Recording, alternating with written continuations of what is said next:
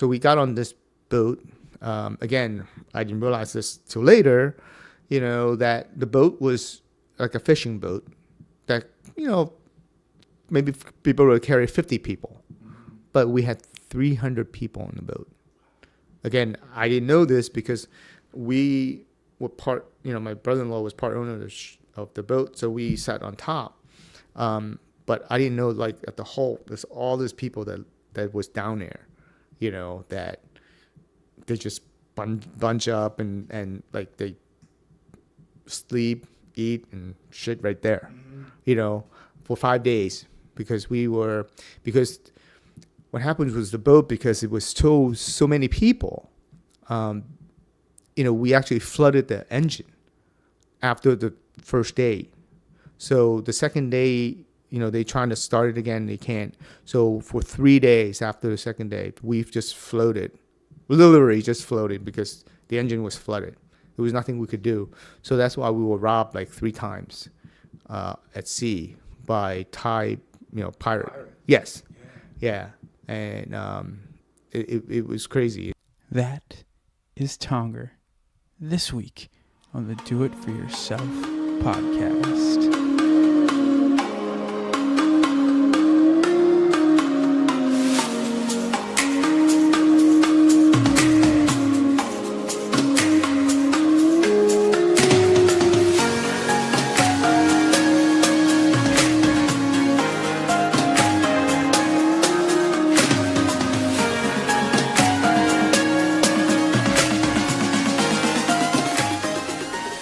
Hello, everyone, and welcome. Thank you for joining me again this week on the Do It For Yourself podcast. I just want to start off by saying thank you to everyone who has gone on iTunes to leave a review and a comment. I really appreciate you taking the time to do that. If you haven't, please just open up the podcast app on your phone, tap the stars there, and leave a bit of a review. Feel free to leave a comment. Let me know what you are loving about the show.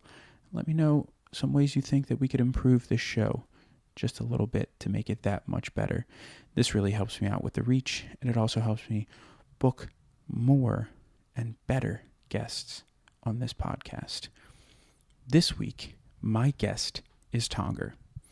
Now, I've known Tonger for a few years, and I met Tonger through a golf trip that I go on annually, that I was invited on by my dad. He's been going on this golf trip for a number of years.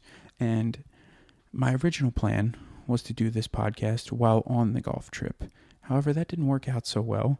There's about 50 guys that go on the golf trip, and sometimes you only see these guys maybe in the morning, when you're all kind of gathered together before you go out on the course for the day. But it's very difficult to get together, and I should have known that going in. So unfortunately, we couldn't work that out. But there was a weekend opportunity where Tonger and I could get together. So we did just that, and we sat down and we went through Tonger's story about how he came over to the United States, escaping communism, and then has built himself a very successful career over here. And we talked about what really drove him to build this successful career, to stay on this path, and to really establish himself at this company where he is still working at such a young age.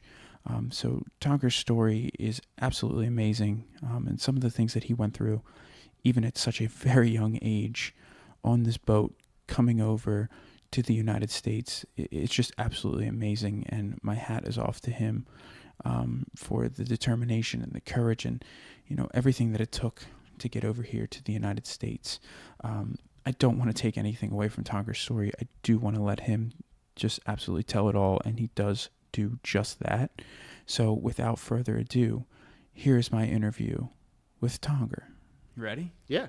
Cool. Let's do it. Yeah, let's get going. All right. So I'm here with Tong, and we were just talking beforehand, and I don't even remember how many years it's been since my first year, coming on the golf trip.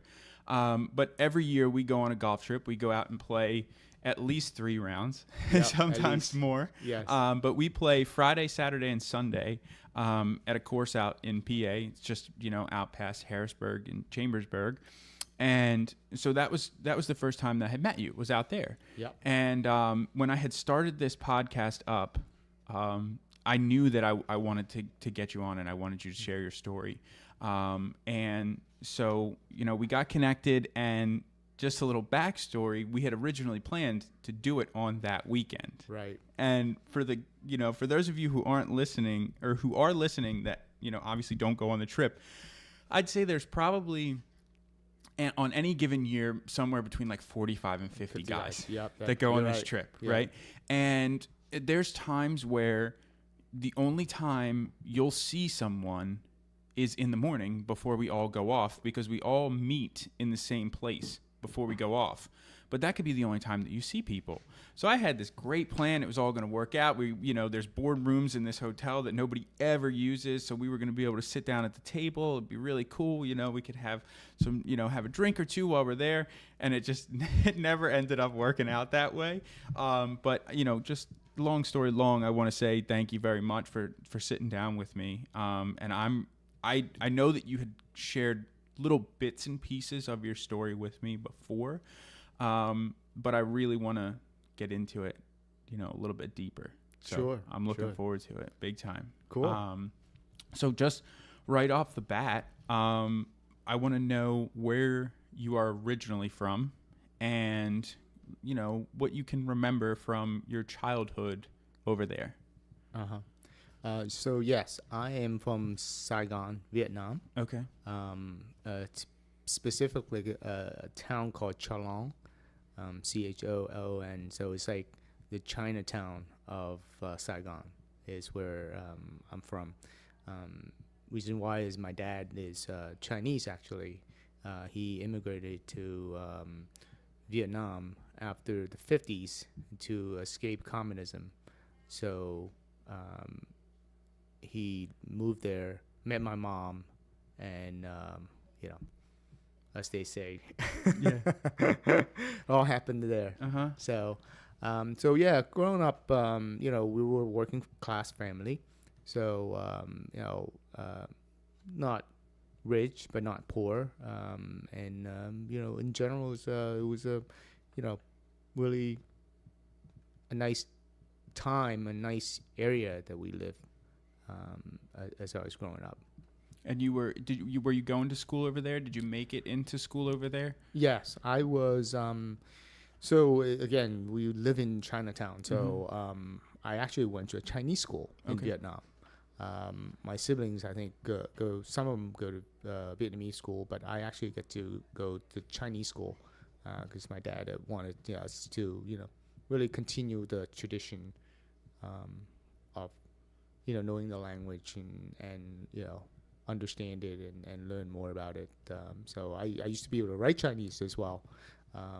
Even after I came over, I used to write letters in Chinese back to him, like the first couple of years. So. And can you still speak Chinese? Yes. Okay, you can speak it, but can you write it? I can't write it as much. Like I left, when I was in like the 8th grade.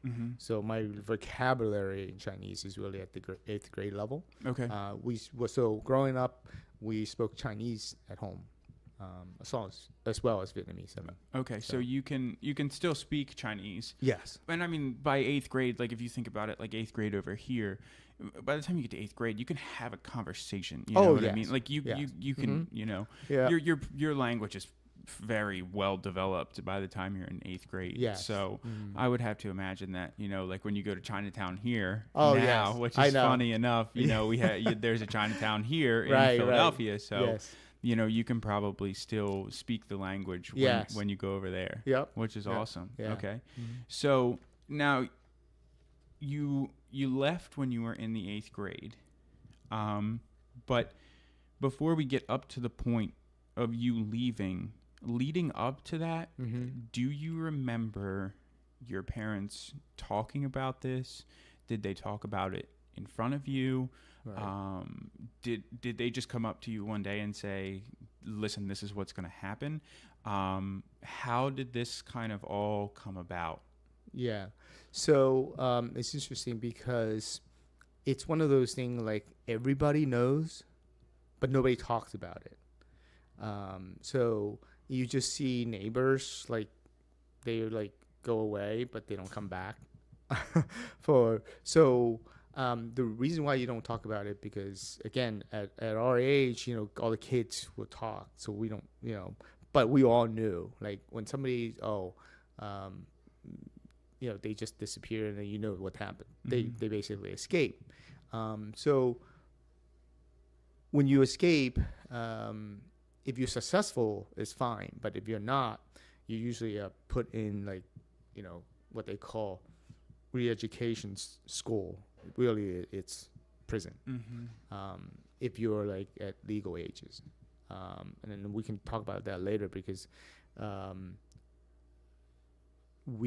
my sister and my brother actually did get caught once, but because she was a girl and my brother was underage at the time, they didn't get sent to prison. They sent back home, and that was kind of like the strategy like my parent had, like send us out like a couple at a time, because if the whole family goes and we get caught, like we'll lose all our property, and we'll come back with nothing, and then like my parents will be in jail too. So that's why the strategy was send a couple people out at a time. And that's why, like I said, like people in our neighborhood, anybody who has money or, they can send their kids out and, to escape communism. But really, maybe I'll step back a little bit. The Saigon fell in 1975. I didn't leave till 79. So it was a decision that my parent made, because they didn't see the conditions going to be any better. Like I said, like my dad escaped communism in the 50s to go to Vietnam, and then communism followed him, So that's when he says, you know what, this is not going to work out, because we've been here 4 years. We see the same corruption that happened in China.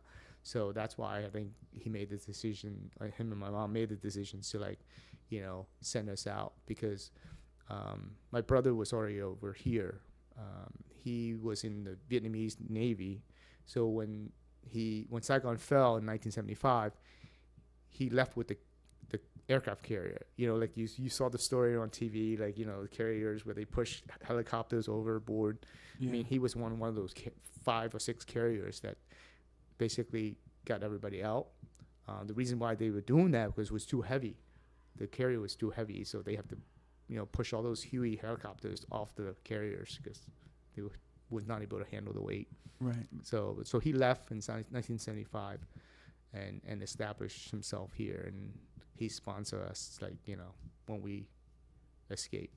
Okay. Yeah. Okay, so you have, so your brother's older than you. Yes. And then you have another sister? Actually, I have 3 brothers and 3 sisters. Okay. Yes. Wow. Okay. Okay. Yeah. So, and your brother that was in the Navy, I'm assuming is the oldest. He's the oldest. Yeah. Okay. So he's in the Navy. He's the oldest. Right. And he's over here. Yeah. Now it's you, and everybody else. You're still in Vietnam. Right. So so like I said, I have an older sister and an older brother. Left first, get caught the first time, but they were successful the second time. Okay. So they came here first.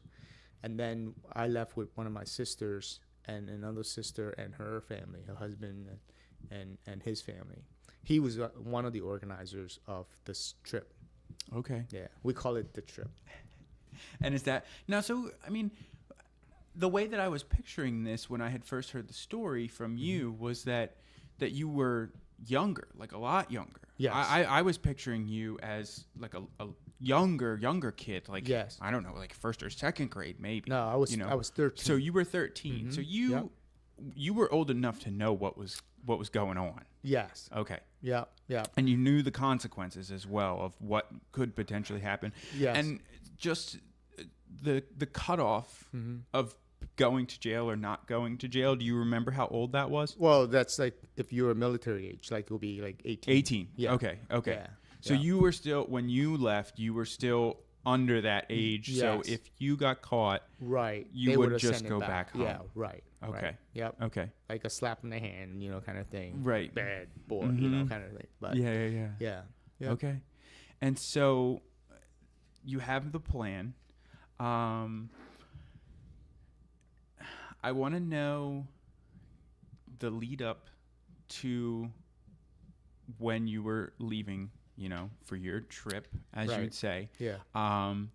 If there were any preparations, if you knew what the plan was, or if you were kind of, old enough to know what was going on, but young enough to just kind of go with the flow. Right. And I want to hear about the trip, because when I first learned of your trip over here, Yeah. it was put in a way that wasn't, I'm sure it's probably not a way that would offend you, Mm-hmm. but it's also maybe not the nicest way to put it. You Yeah. know what I mean? Right, right. So I want to hear about the lead up to your trip here, and and then obviously the trip to come over to the U.S. Yeah.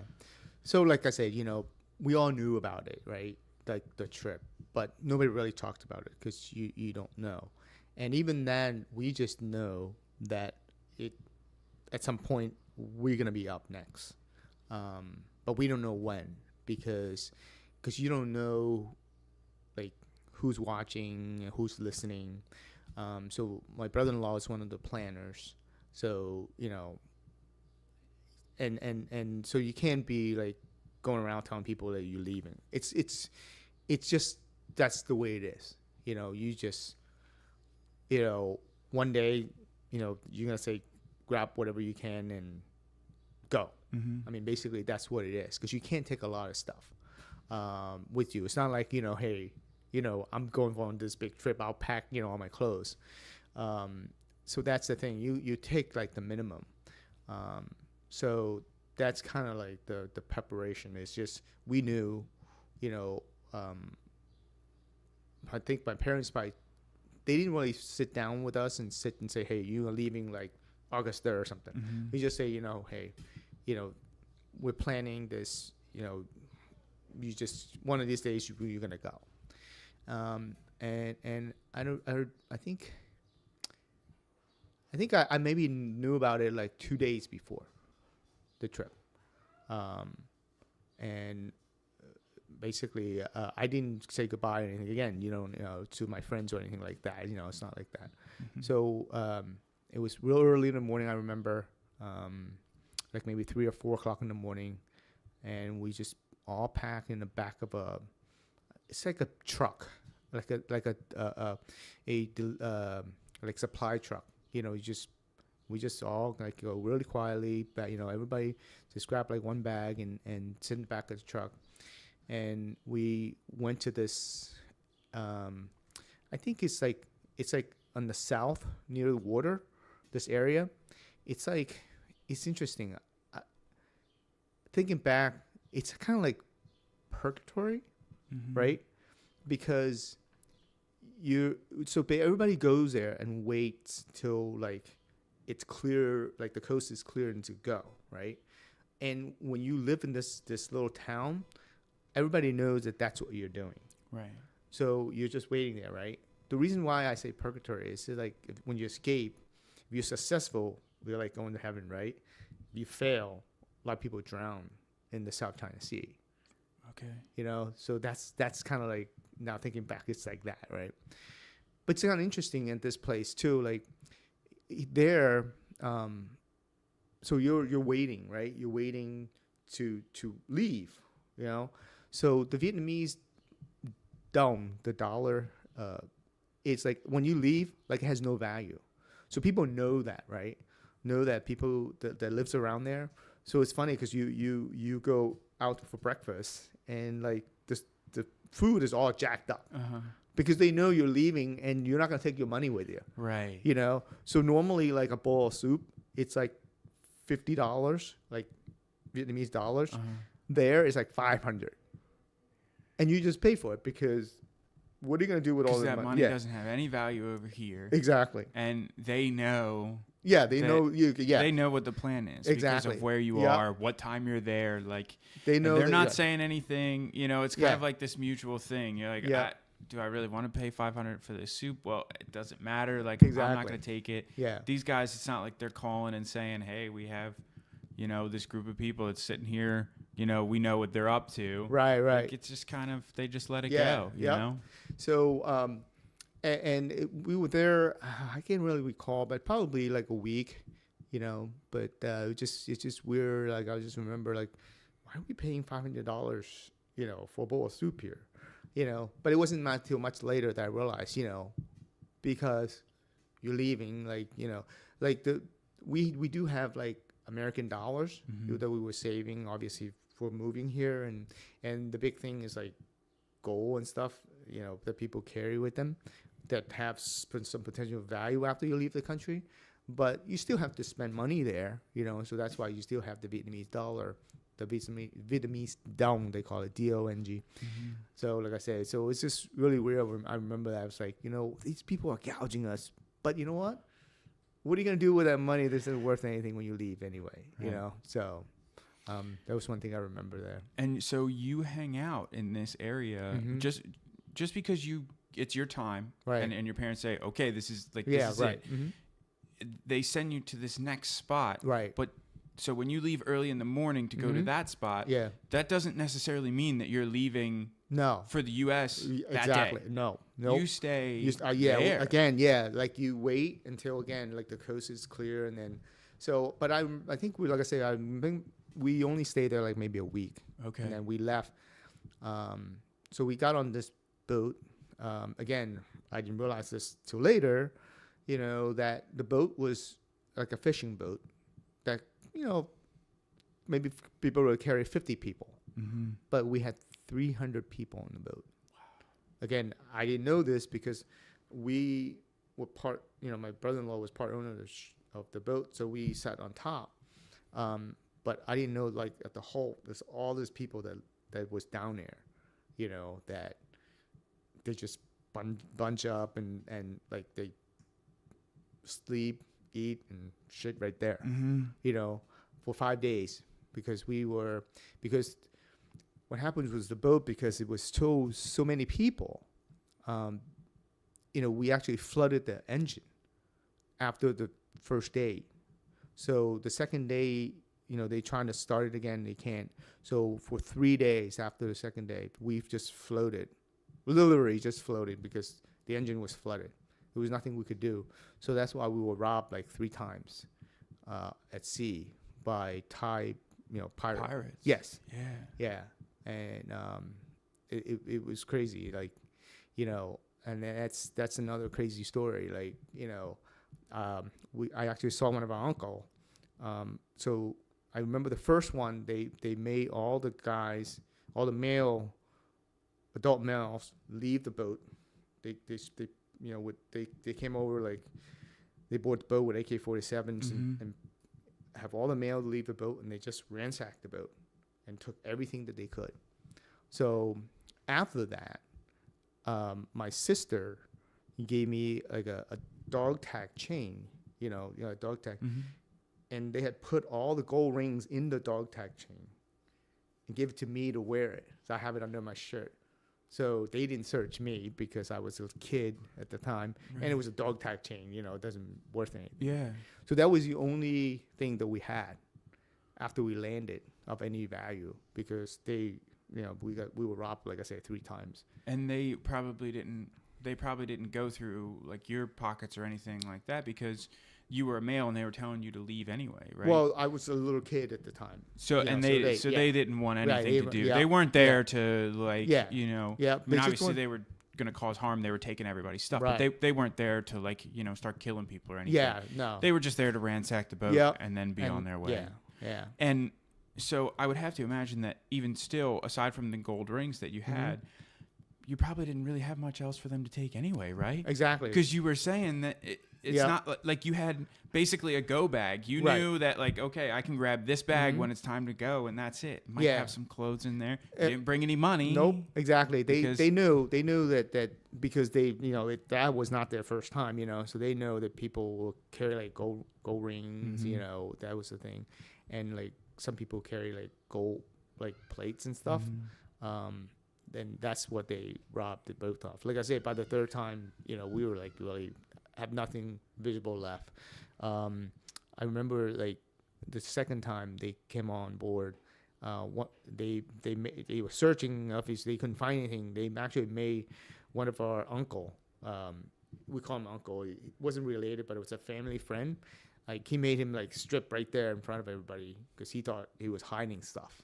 He like pointed an AK-47 at him, and he just, So that was kind of traumatic, and I think I don't know it, but I think I might have PTSD, the post-traumatic stress disorder. Yeah, I think after I came over, I think I might have some, nightmares about it later. I'm sure. So, yeah. I mean, you were 13. Like, yeah, you're still a kid, yeah. Oh, I know. You're yeah. still a kid. So, but it was weird though, right? When my mom, like, parents talked to me about leaving the trip, I didn't know what to expect. For me, I thought it was cool. I was like, I was 13. Oh, I'm gonna be like away, like no parent watching over me. I was kind of excited in a way. But again, not knowing, you didn't know what to expect. Right. So but that was one of the like kind of dramatic things that happened. A part of the trip, because that's not like the complete trip yet. And what about, so how old was your sister who was with you? So she's like 6 years older. And then I have another sister that's 9 years older, the one that her husband was organized the trip. Yeah. And she has a young baby at the time. And she was pregnant at the time too. So both sisters were with you? Yeah, both sisters were. Yeah. And you were not downstairs in the hall? No. So I was up on I don't know what you call it, the cap, not the captain's cabinet, but like behind him a little bit, Okay. Yeah. And so there was another basically, you had the hole where, and that was, that's you where said everybody there was like 300 people down there. And then people like on top, so. And your brother-in-law was a part owner? One of the boat? organizers, okay. yeah. Okay. And he was an organizer in getting you guys over there. Yeah. All right. And so you're there for, even still, like you're on the boat for 5 days. Yeah.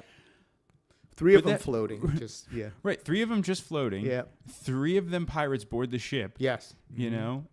And that's not even the whole trip yet. Yeah, I know. So we floated for 3 days, and finally we got to this island in Malaysia, and it's again, when it was just floating and we see land, we're like, and this is definitely after midnight, and I just remember we have to jump off the boat to swim in, because it's not like they have little boats out and take, so it's like a little like island, and it actually happened to be a refugee camp.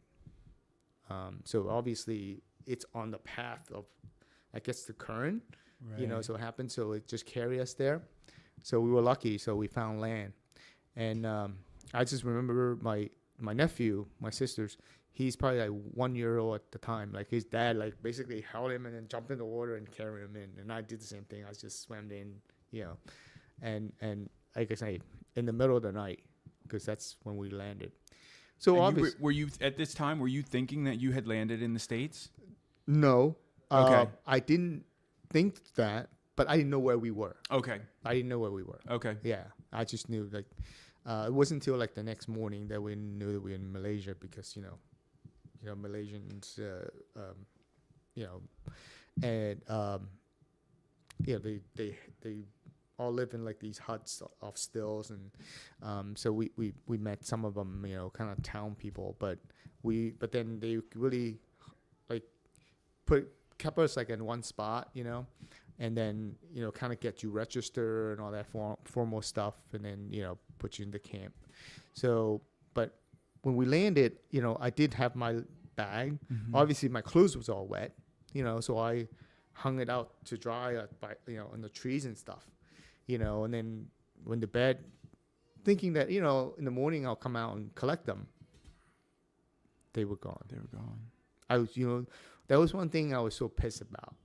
As a kid, I was pissed because that was the only thing I have, that was like, and it's like, these are my people, man. Yeah. I know. I was like disappointed, Yeah. But And you think it was people that were with you from your I don't boat, know. or you think I don't. it could have been people anybody. from the island too, But right? still, yeah. You know, it's Yeah. just like, well, that's my stuff, Yeah. man.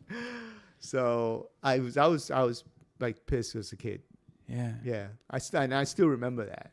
You know, Yeah. yeah, Absolutely. yeah. Absolutely. So, but then we, get acclimated. So this is obviously a refugee camp.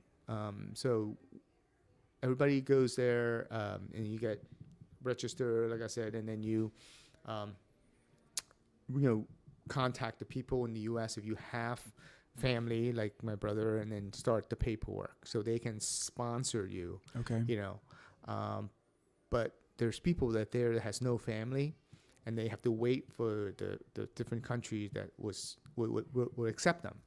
I know you read about that, in the 70s, like Australia took a lot of refugees, Okay. U.S. obviously, Germany, France. So we have family and friends that went all over, if they don't have family. But we were lucky enough, my brother was in the U.S. So they work on the paperwork. So while he does that, you wait. So we were there for 9 months In Malaysia. before Okay. we got to leave. So life in the island was interesting, because so you get supplies from UNICEF.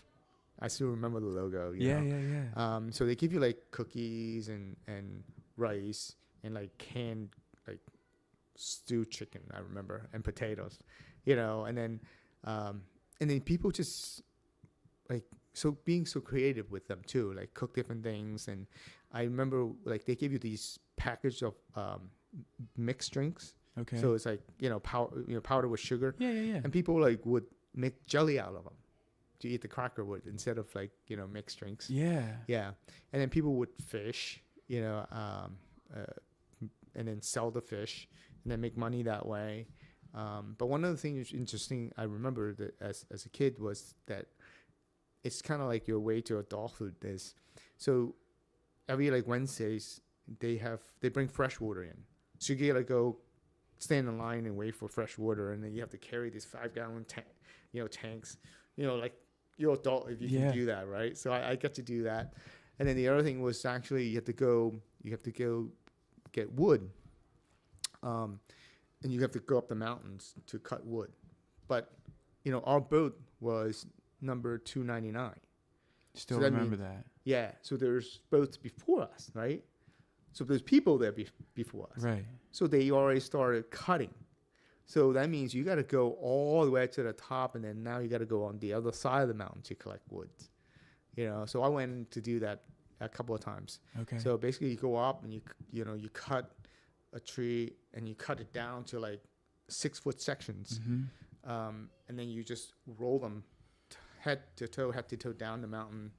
And then when you get down the bottom, the reason why you cut them 6 foot is so you can carry them. Right. So I get to carry that, and help with my brother-in-law, to do that, and that was kind of fun. Yeah. Yeah, but Because hard work. Your sister wasn't.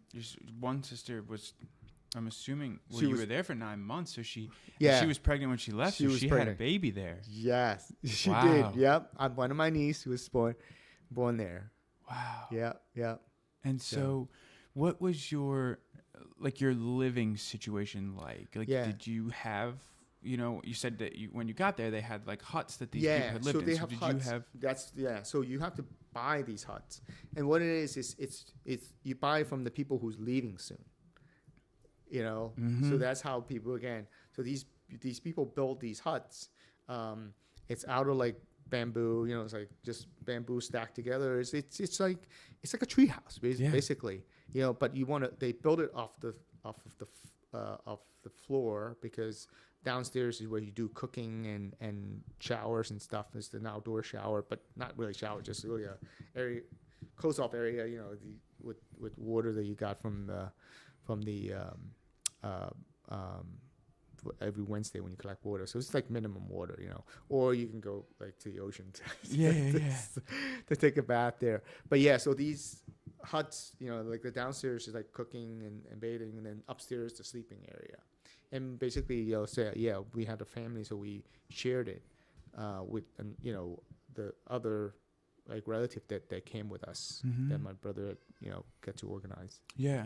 Yeah. And so what was the care like for your sister who was pregnant? I Um, mean, like, did she have like good care? well, I don't remember. Okay. That I don't remember. That's the weirdest thing. But I don't remember going to like see a doctor when I got there. I think they do check you for certain like typhoid. I think like that's the disease that you can transmit easily. So I think they check for that when you Okay. first get there. So I think they have like a health center, Mm-hmm. but I don't think they have like a hospital per se. Right. Yeah. So Yeah. So now you're in Malaysia for 9 months. And you had. Do you remember? And I should have asked this a long time ago, but do you remember when you first left Vietnam? Do you remember what time, like what part of the year it was? Like, was it spring, summer, fall? Do you remember? Like so even the month or anything? So I remember we got to the state, February. Okay. February, yeah. So February 8th is when I got to the States. So we were, it's kind of hard to tell because, it's always warm and instead like, we have 4 seasons, Right. So that's why, yeah, I should have remembered this though. But I just knew that we left. So we left. So by the time we were ready to leave, we left that island. They flew us to Kuala Lumpur, which is the capital, and we stayed there for one night. Again, you sleep in this long room. Uh-huh. You just kind of sleep. Yep. Everybody got a little section. You sleep in this long room, and then like they have this. In the bathroom is like this huge latrine. Yeah. like in the military. Mm-hmm. And then they flew us from there to we stopped in Japan to refuel, and then we landed in San Francisco. Okay. So, and then we stayed in San Francisco, like, again, one night, and then flew to Harrisburg. So that's got to be in January time. Okay. Because I left when I was 13, and I got here when I was 14. Okay. So you had a birthday on the trip. Right. Okay. Yeah. Because so that the 9 months is within that timeline. Mm-hmm. Yeah. Now, so from the time that you left to the time that you landed in San Francisco and then, landed in Harrisburg, Yeah. I'm assuming that you didn't go to school. No. There's nowhere for you to go to school. Oh, yeah. No. Right? That 1 year, yeah. Nope. So, and then when you got over to Harrisburg, was your brother over here? Yeah. He was in So my Harrisburg. brother actually was in Carlisle. Oh, okay. Yeah. He lived in Carlisle. Oh, go figure. So he sponsored us, and Uh-huh. then so we flew into Harrisburg. He was there to pick us up, and then I actually then like live in Carlisle. I grew up in Carlisle. That's pretty funny. Yeah, I know. So that's why. Carlisle's like, like less than probably a half hour from where we go on the golf trip. I know. Yeah. So that's why it's kind of funny because when John first talked about that trip, and I'm like, that's not going on vacation. That's like me going home. Yeah. Because Chambersburg is pretty close to Carlisle. Mm-hmm. Yeah, I know. It's interesting. So now when you got over here, it's about January. February. Yep. Yeah, January, February. Yeah. Mm-hmm. Did your brother kind of get you situated, and he had a house and everything? Yes. Like, so talk to me about what it was like to have running water, Yes. again for the first time. Oh, I know. And like all this stuff. It's like, yes, he's actually I owe everything to him, because he was really my role model here, because my parent wasn't here for 10 years. It was 10 years until after we left that they came over, but he had a house in Carlisle, and so we stay. So you know what? It's interesting. I forgot one thing. This was funny when I landed in San Francisco, and it was at night, right? So we stay at this like motel, but I think it's kind of sponsored by like immigration. I remember seeing the San Francisco sign lit up at night, on the mountain. And they gave us this heavy blue jacket, and I had it for a while too, because it was cold, right, in San Fran. But I was still wearing flip flops, because that's all I had. It's in San Francisco. But anyway, I thought I had to tell that story. Yeah, absolutely. That was one of the things I remember. I walked out of the motel room because it was like so strange, and it was cold. Like I just wanted to come outside and look from the motel, and I saw the San Francisco sign. It was like my welcome to America sign. Yeah. So I always have my heart. I left my heart in San Francisco, right? Is that what they say? Yeah. So, but anyway, back to Carlisle. So we landed Sunday night. My brother took me like Monday to get registered for school. We went shopping. I remember we went. I bought a pair of kangaroo sneakers. I remember from Super Shoes. Okay. In Mechanicsburg, right outside of Carlisle. Yeah. And I was in school on Tuesday. Wow. And starting ninth grade. Well, in the middle of ninth grade now, because school started in the fall and not in September. Yeah. So this was February.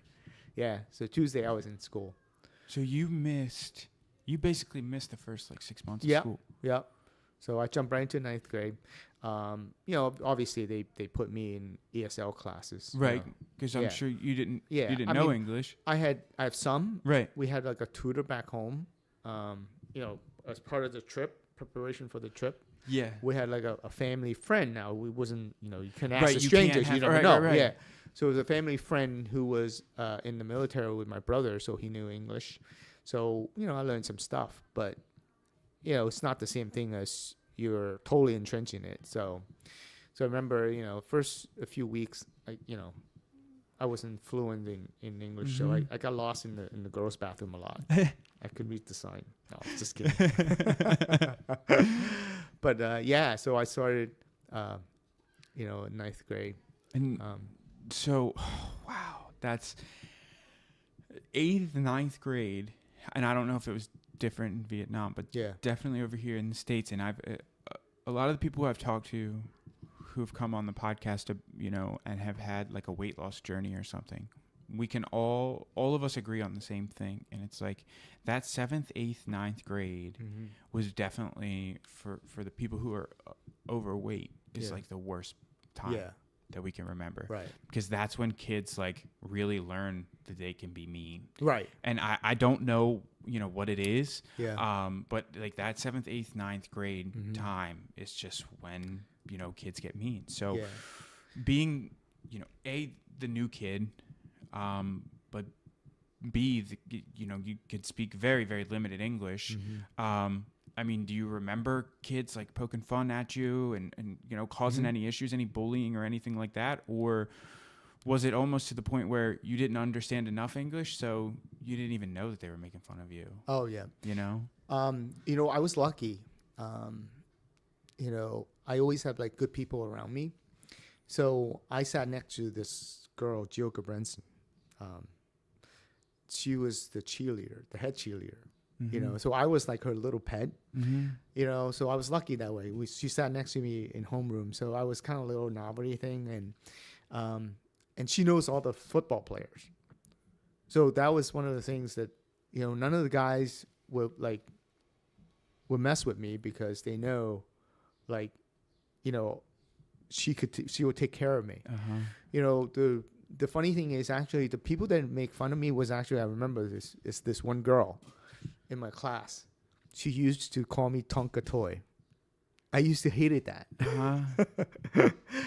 But it was a girl so you can't do anything about it. Right. Yeah. But it was just, that was one of the things that I guess the Tonka Toy was popular at that time. Yeah. So she was calling me that. But other than that, it wasn't bad, to come think back. I guess, like I said, I made some good friends, in high school. Again, I think because part of it is, even in a small town, they knew, that, it was a unique situation the why I was there. They might not know everything about the war and what happens. And again, nobody talked about the Vietnam War, right? Right. Because that's the war that we lost here. So, but I think I was lucky enough that I surround myself with some good people, and you always get that. Mm-hmm. They make the sound when they talk to you, but I think in general, I think it was good. Yeah. Yeah, it wasn't bad. Yeah, I mean, those like you were saying about overweight people have the issues, or that's when kids discover their mean. But I think that those are like the formative years, right? That's when you really discover yourself, really. Yep. And it's when people are insecure about themselves, that's when they pick fun of other people, Mm-hmm. right? To kind of like redirect it, Yeah. Take the attention off of themselves. Exactly. Yeah. So, and I think that's what come of that, is the formative, the growing years. Yeah. Oh, so. yeah. Absolutely. Absolutely. I mean, even still to this day, like 7th, 8th, and 9th grade, that's where like the kids, were like the meanest to me. Right. But then, like in the same breath, those years in high school are when I've made some of my best friends that I still keep in contact with every single day. You know what I mean? Right. So it is one of those times that's really hard, but then there's also a lot of good that comes out of that too. Yeah. I agree with you on that one. I know. And I may be on the other end of that. Actually, think about it. One time, it was a girl that asked me to the prom, and I said no. And I just found out recently about why you should never say no to a girl that asks you to the prom. I didn't know that. Well, yeah, you probably had no idea. It's a cultural. I know. Yeah. So it was funny because I was talking to one of my partners at work, and his son it's going to the prom now. I'm like, and so I told him the story, and he's like, "You should have never said no to the girl." I'm like, I know. Yeah. I mean, she was in my gym class, but she wasn't the cutest girl, so I just said no. But I didn't know when a girl asks you, you're supposed to go. So that's the only thing I felt bad about that. So I don't want to shortchange your story at all, but I also want to kind of fast forward a little bit through high school to up until, I know for me, and I don't know if it was different for you, but it's usually around like that late sophomore, like from late sophomore to like middle of your junior year. 11th grade in high school is where like all the talks of college start coming on, and like, oh, what are you going to do? What schools are you applying to? This and that. So at that point, did you know like what you wanted to do? Did you know that you wanted to go on to college? Did you have any idea of like what was going to happen from, after high school? My brother, my oldest brother, he always believed in education. So, so he always encouraged us to do it. So I wouldn't say like college was the only option, but he always encouraged, and I knew I wanted to go to college. But again, you were saying like, do you know what you want to do? I knew I like to draw, so my brother does too. So we took up drafting class. But the funny thing is, so he chose mechanical drafting. And then when it was my turn to select, and I'm like, well, he's already mechanical drafting. I don't want to do the same thing. I want to do architecture drafting.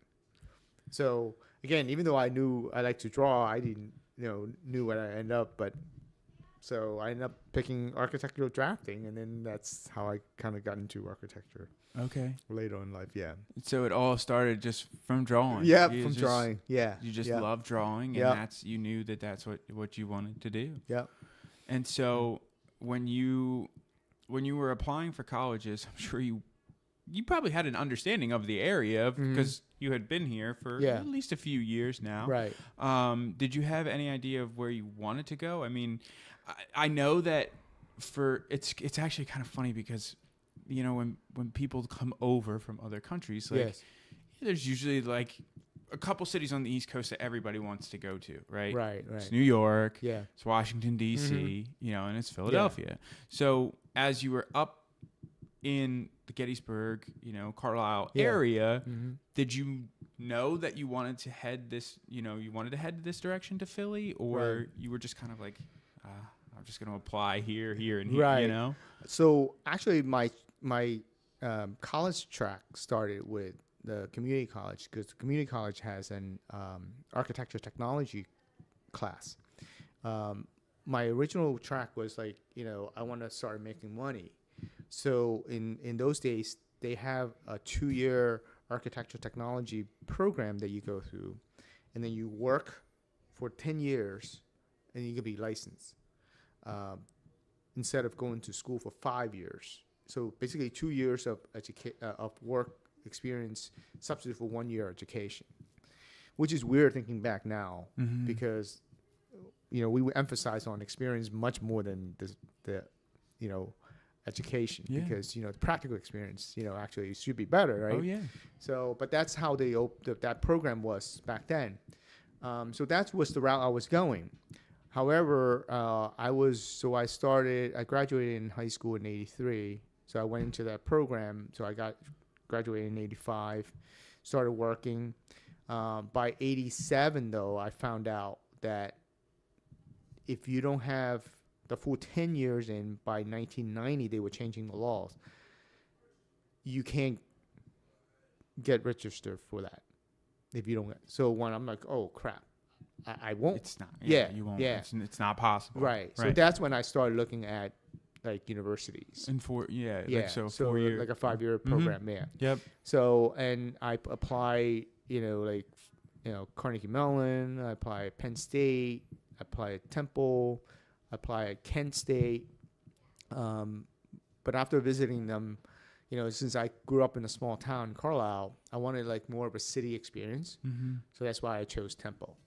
And so all of the ones that you had applied to, did you get accepted to all of them? Yes, I got accepted to Carnegie Mellon and Penn State. But Carnegie Mellon, their program also was that you would have to like start all over. The 2 years didn't count. They didn't count at all? Yeah. Wow. So that's why I didn't want to go there. But then after I went to Temple, it was kind of similar. Like you still have to go to 5 years at Temple, but a lot of your prerequisites was accepted though. Right. So it actually worked out for me again because then all I had to focus on was on the core classes, and so I could work the other time. So like I said, it worked out for me. So I got some practical experience while I was in school. Which is weird because I started at community college as well because I didn't, unlike you, I had no idea what I wanted to do. Right. So I'm like, okay, well, I'll just start at community college because if you take math and English and all those prerequisites, Yeah, it's a prerequisite. Everybody has to You take go- them anyway. right, exactly, So right. and then like Delaware County has an agreement with Temple, and they have an agreement with Westchester, and they have an agreement with all these other state schools that it transfers one for one, like no questions asked. Yeah. Like your credit transfers in. So Right. that's weird. That Yeah, I think that's later. I think in the beginning they didn't have that. okay. And I think that was kind of the issue that I dealt with. I think a lot of universities do accept that now with Harrisburg's credit. Yeah. Yeah, I think even like to Temple, I think to now. But And was that Harrisburg area community college? Hack? Yes. That's okay. So it Yeah. this is good. This is like a complete side tale, but it's Yeah. a funny story because I've never Yeah. actually met anyone who's gone to Hack. Right. So whenever I say Hack, yeah. people always think that I'm talking about Harrisburg area community college, right? Right. So they're like, "Oh, Hack? What? Like Yeah. you drive all the way to Hack to teach swimming?" Yeah. Right. And I'm like, "What? No, No. no, Harrisburg, Hack? No, what are you talking about?" Because I work at the Hockessin Athletic Club, Oh, so they there you shorten go. that to Hack. Right. So anyone who lives, in Pennsylvania Yeah, is yeah. always like, "You drive all the way to Harrisburg Right, for work?" right. I'm like, Oh, "No, yeah. I go to Hockessin." Yeah. They're like, "We've never heard that called." Oh, Hack." yeah, So yeah. it's that's funny that I you went know, to yep. Harrisburg. So yeah, everybody is always they're confusing the two. Yep. That's pretty funny. Yeah. So. Now, I know your brother was here, and he was, a really, really big influence for you. Yes. And especially going on to get some secondary education and everything. Mm-hmm. But were there any difficulties that you had financially with, either taking classes at Hack or then taking classes at Temple. I'm assuming that you live down here in Temple. Yeah. You know, did you have to apply for any loans? I mean, Lord, like applying for FAFSA and like these, you know, loans and stuff, that's like a full-time job in and of itself. Like my mom helped me so much when it was time to apply for these things. Yeah. And your mom's not here, Right. you know? So like, Yeah. No, my brother did help a lot. I mean, he helped with, you know, help me apply for loans, for grants. And I also did a work study, you know, so that all helped with the education. But looking back, you know, I was wonder if I would have been more successful if I had been on like public assistant. But he didn't believe in that. My brother was like, you know, hey, he always been going to you stand on your own 2 feet, you know. Even though those programs was there to help you, you know. And then I saw it help our neighbor. We had a neighbor. It was a couple with 2 young child. They came over as refugee as well, and they were on the public assistance program. And you know, one of them became a doctor. The other one became an accountant. You know, and that's what those public programs are meant to design for, to help people like that. You know what I mean? You know, you hear stories about people taking advantage of the system all the time, right? Absolutely. But that was a situation where I've seen personally what the program could do to the people who actually needs it, you know. But my brother didn't believe in that. But he did help me, you know, like I say, apply for loans and grants. So again, it being in state, it helps, you know, and also working. So I helped pay for that. And he also helped, you know, me pay off the loans when I graduated. Then I slowly pay him back, you know. But yeah, my brother was very instrumental in help me finance my education. Yeah. And so now, like, just to kind of fast forward a little bit, because you both went for the same thing, right? Just in opposite, you know, kind of like opposite fields, but you both went for drafting.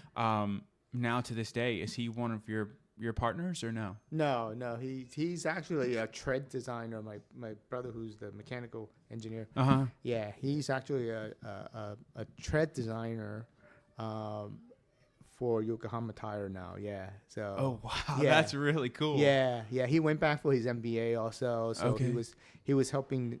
Actually, he worked for Cooper at the time when he went back for his MBA. He helped Cooper like grow. They were opening plants in China, so he was like, you know, flying to China like once a month, you know. But he's now work for Yokohama in North Carolina, which is interesting because he was flying back to China, which is where your dad originally. I know, like it all comes full circle. Yeah, and you know, it's a small world. Yeah. Oh yeah. It's a small so world. Now, this is like a whole second, you know, section to your story from coming over here. But then you were working when you were in college, right? And then when you graduated college, were you then working a full-time job? Yes. Okay. And so you were working under somebody, right? And you were in drafting, which is that necessarily engineering, or how does that work? Well, I was in architecture. After I graduated, actually, I was recruited before I graduated, which is helpful because it was from someone that I knew from the firm that I was working at when I was in college. Okay. So I was recruited to Partridge Tackett at the time, and they hired me before I graduated. So I worked there. I still work there actually. Now I'm a partner, but the principal at the time really made me a partner early on to really like retain me with the firm. So that was it was nice of him to do that. So I was lucky to be able to work with him. And so is this like for your brother who's an engineer? My brother's an engineer as well. Do you have to work under somebody for X amount of years, before you can Yes, then you also work right. You need to work under a registered architect. Mm-hmm. Yeah. So it's the For like for same for you. Yep. Yeah. Okay. Yeah. For how so many hours, it's not the year, but the time that you have to put in. Yes. Right. Mhm. Okay. Okay. Yeah, that's similar. And Yep. so this company that you were recruited for, right out of school, Right. before you're even out, you're done school. Yeah. This is still the same company. Yes. That you're working for We today. have grown since then. Yeah. Yeah. But yes, I'm still at the firm since I graduated in '94. So yeah. So that's it. You've been with the same company for this whole time. And watch it and helping it grow. Yeah. So yeah, when I started, it was 10 people, and we grew over the years, and now we're like 47 people. Just got you have a new office. Yeah. You guys just moved. Yeah. It just expanded. It's a Yeah. bigger office now. Yes. Mm-hmm. So talk to me a little bit about what that's been like, and I guess I'm trying to figure out how to word this, because I want to know where you've got this work ethic from, and to keep, pushing the envelope. And, when somebody says, hey, Tonka, do you we want you to come work for this company, and, we want to make you a principal, and we want to make you but even still, going to college, and, you're in this program, and it's, if you don't have this time done by, 1990, then actually this rule doesn't apply to you. You have to go through the thing. So before that even happened, you're like, okay, well, I got to start applying to colleges. I got to figure this out, instead of just kind of flopping down and saying, well, my first plan didn't work. Where do you think that came from? Again, like I said, I've been lucky. I come across people that are really instrumental in helping me along the way, and surrounding myself with good people. Mm-hmm. And obviously, my older brother, Alex, had helped a lot. Just talk to him.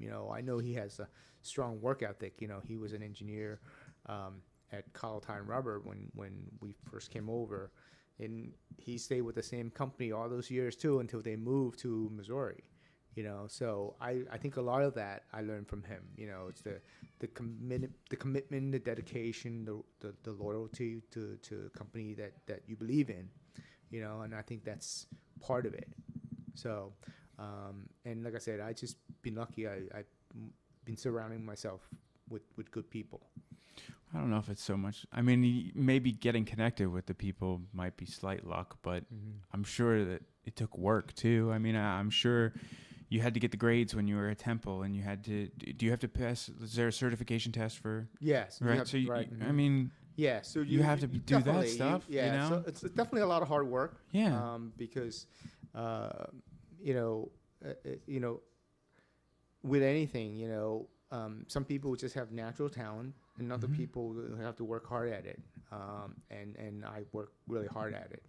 And like I said, just have good people around me that help me along the way. Yeah. So yeah, absolutely. Mm-hmm. So when you were applying to these colleges, this is something that you had shared with me before we, got started. When you were applying to the colleges, for your letter that you had to write with your application, right? This was one of the first times that you had ever put your story out there. Yeah. Anywhere. I know. It was interesting because, the people always say, you write what you know, right? Mm-hmm. So for my entrance exam, I was like, what do I know? What should I write about? I thought about it, and that was one of the things I wrote about was the night.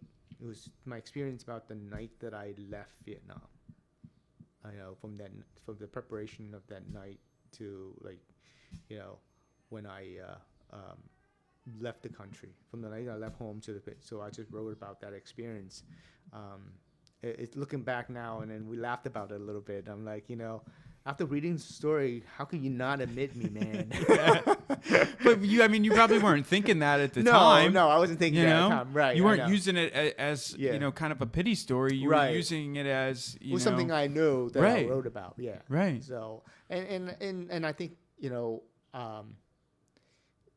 I was proud also, of what what I did, but also what my family did for me. Mm-hmm. You know, because it's all about my parents that have the foresight to, you know, send us out. You know, and I think that was really more of the story than is necessarily the pity story. You know, Yeah. I should Oh, say. yeah. Yeah. Absolutely. So, And so, is everyone here now?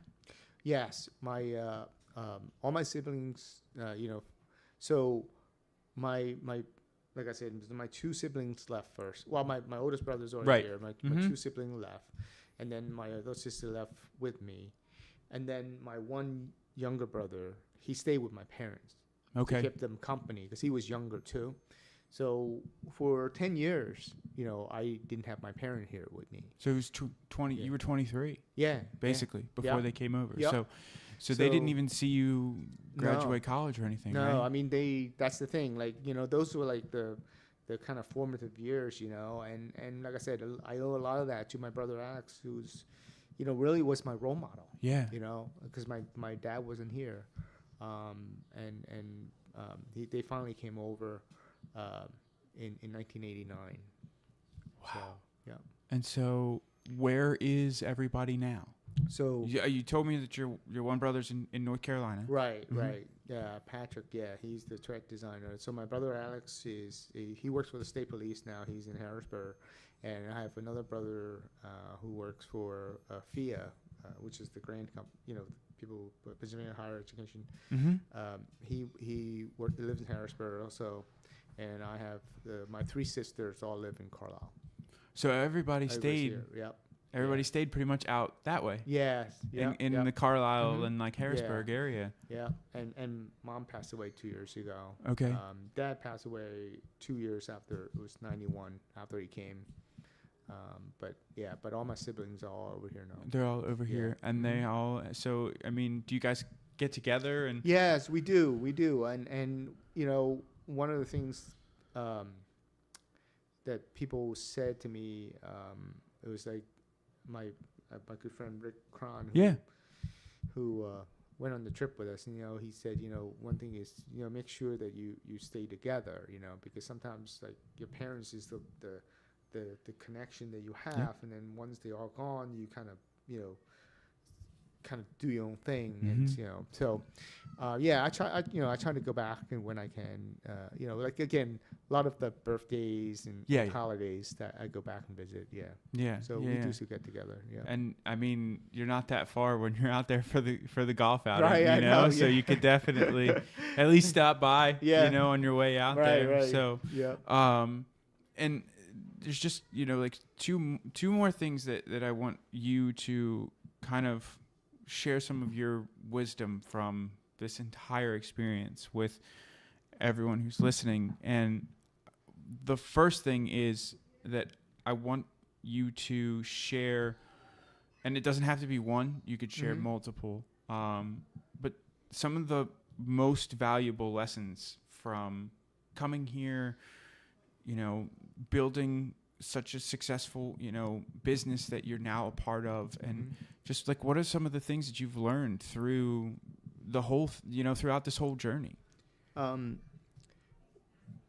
think I said this, you know, before too. It's like you have to surround yourself with good people, definitely, and definitely work hard. And I think also, I think now as I get older, work smart as well. You know, people always say, you know, work hard, play hard. We used to do that too, but now I believe in also, you know, having a life balance. I think is important, and I think a lot of the millennials knows this probably better because I do a lot of hiring, and so I see that they do a pretty good job of, like, you know, so I do learn from them too, that, you know, the life balance thing, where, you know, work is important, but work shouldn't define you. So I think that's one of the things that I learned.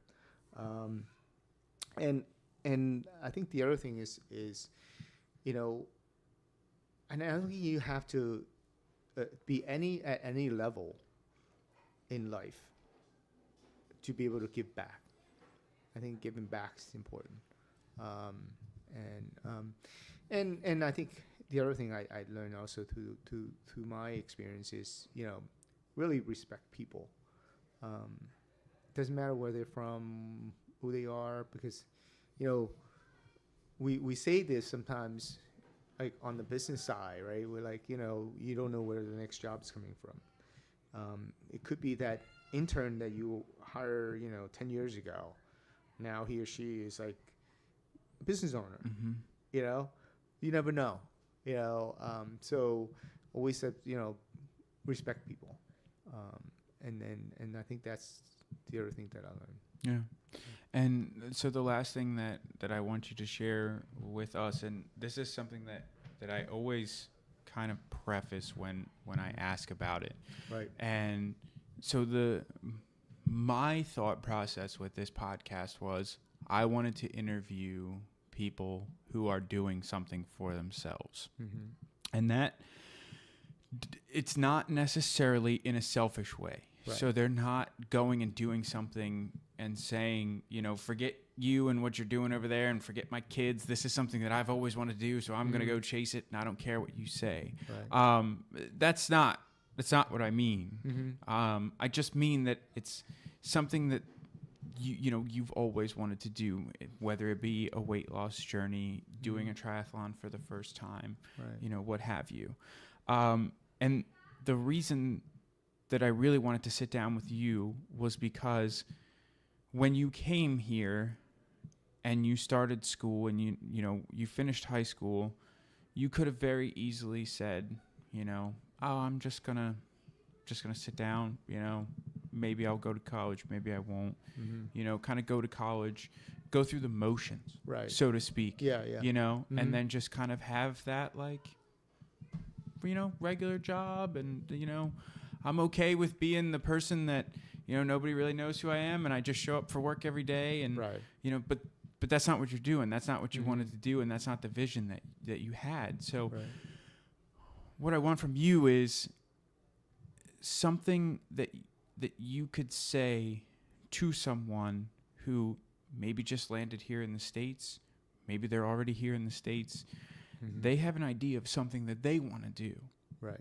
but they're scared, they're nervous, they have all of these excuses, and every excuse in the book. Right. We all have them. Coming from somebody who has done it for themselves, Right. What is something that you could say? Yeah. And so first thing is family, right? Your family is always there for you. So, lean on your family, because I think that was the one thing that I have. My family is always there. It's one of those unconditional love, right?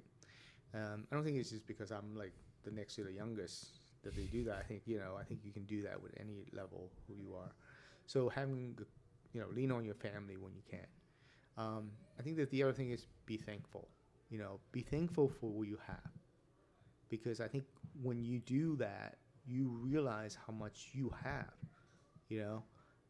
for whatever it is that you have. I think a lot of people always look at other people like, oh, that person's have that. Well, yeah, there's always going to be somebody who has more than you, but there's always a lot of people who have a lot less than you, right? So be thankful of what you have. And I think we've talked about this before. Surround yourself with good people, right? Find inspirational people, motivational people, people that are fun to be with, because people that are strong. Because if you've, what's the old saying? How can you can't soar like an eagle if you hang out with a bunch of turkeys, right?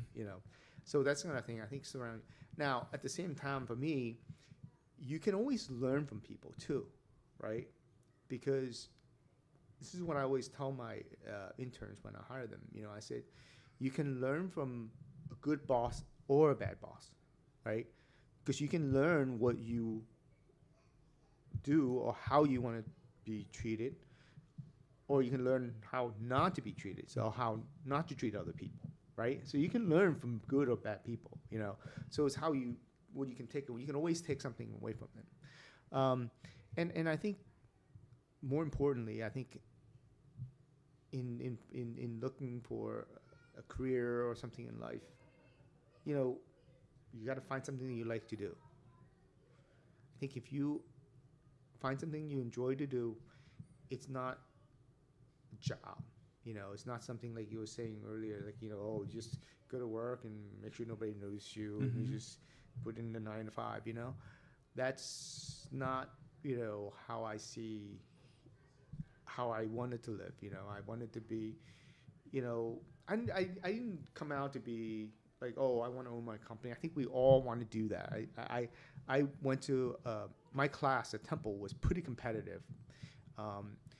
We are really like, everybody pushes other, the other classmates, so we had a really good class.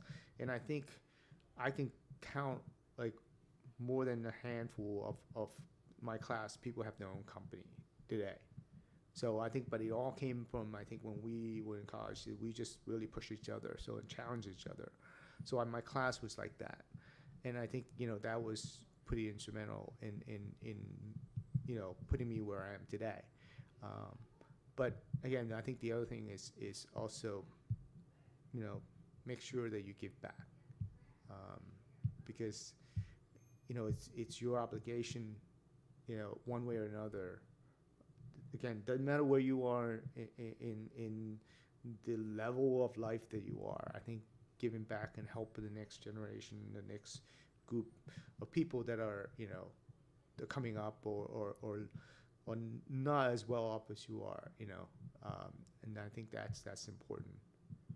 Yeah. Awesome.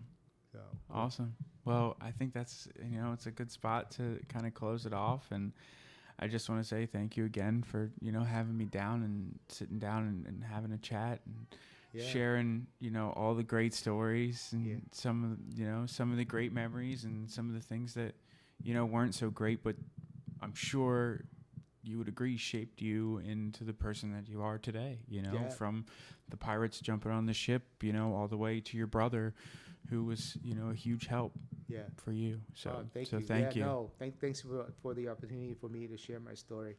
And I know it was funny when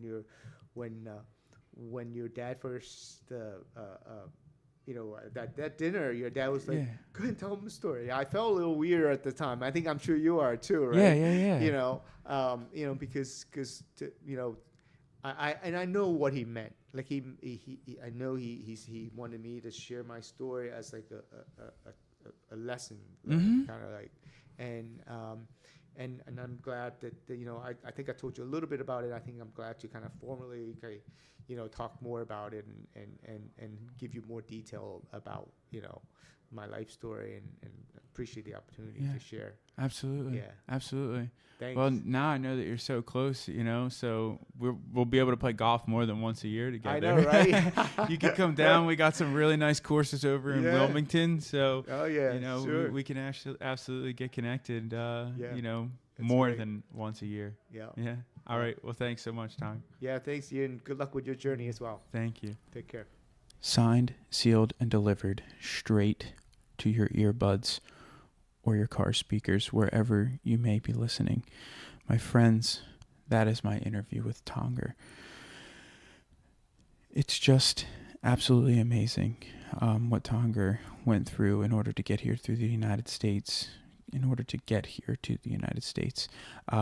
and the story of being on the boat and the engine just flooding and them having to stay on his boat, and his sister having a baby, and he doesn't even remember what kind of care she got. That the focus was just getting here to the United States. It's just absolutely amazing. And then for Tonger to turn around and, just dedicate the time and the energy and just all of his resources in order to go to school and become so successful. Like I said, it's an absolutely amazing story of perseverance. So thank you so much to Tonger for jumping on and sharing his story with me. As he said kind of beforehand, it's not a story that he shares very often, so I do really appreciate him opening up and sharing this story with me, and I hope that you all enjoyed it as well. For now, though, that is all I have. And I hope that you will come back and hang out with us next week here on the Do It For Yourself podcast.